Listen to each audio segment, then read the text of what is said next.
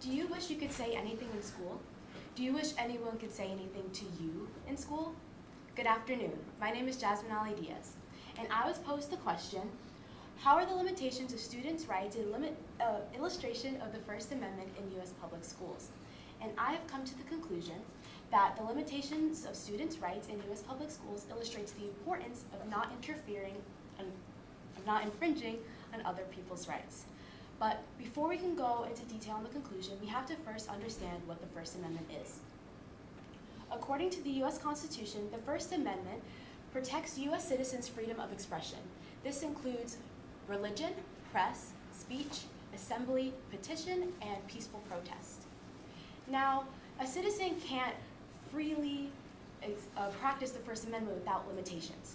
This is where time, place, and manner restrictions come into play. According to the West Encyclopedia of American Law, time represents the when the expression took place. Place is where the expression took place, and manner is how did you express yourself. But for our purposes, time will be during school hours, place will be on the school campus, and manner will be exactly what the expression was. Now, to give an example, if a football player went over the loudspeaker at a homecoming pep rally and tried to lead everyone in a religious prayer, he wouldn't be able to do this because this would be infringing on everyone's freedom to religion. This is because he will be imposing his religious ideas onto others. And since it is during school hours, and according to the American law, we have to stay in school until age of 16, we have to be on the school campus, and thus we aren't able to remove ourselves from the situation on which our rights are being infringed. Now, to set this into a larger context, in the Supreme Court case Tinker v. Des Moines, students wore black armbands to school in order to protest the Vietnam War.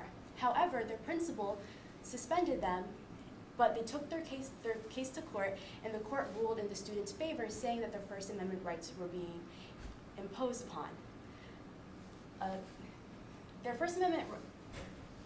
The students weren't infringing on anyone else's First Amendment rights because they weren't imposing their ideas onto anyone else. They weren't forcing anyone to believe what they believed. They were doing a personal protest where they showcased their own ideas, but they weren't forcing it onto anybody else. This is why it was allowed in their public school. However, the implications of saying that an expression that doesn't infringe on someone's rights raises the question, what counts as interfering? According to Eli Rosenberg of the Washington Post, an Oregon student wore a pro-Trump shirt to school, and after a teacher and a student marked the shirt as being personally offensive, the principal told the student to either remove the shirt or he will be suspended. The student decided to keep the shirt on, and he was suspended. He brought his case to court, and the court ruled in the student's favor, saying that his First Amendment rights were being imposed upon. Some may say that his shirt was interfering on other people's rights because they were being personally offended by the shirt. However, since he wasn't forcing his ideas onto other people, he is allowed to wear it during school. But to gain other opinions, I took my shoes to the linoleum of the Lake Nona High School hallways and asked some high schoolers where they think the line between school appropriate and interfering actually lies. When I asked Celia Fraze, a junior at Lake Nona High, where she thought the line between what is interfering on First Amendment rights and what is school appropriate, she stated, if a person is simply expressing their views, such as wearing a cross, I don't think there's any problem with that. But if a person is pressuring you to change your opinion to theirs, then that's too far. I also asked Peter Robinson, another junior, and he stated, if you're talking to someone and they say they're having a problem with it, then that's where I think the line is.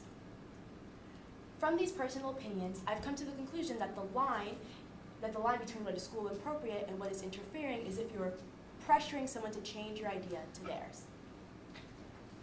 Now, returning to my research question, how are the limitations of students' rights an illustration of the First Amendment in U.S. public schools?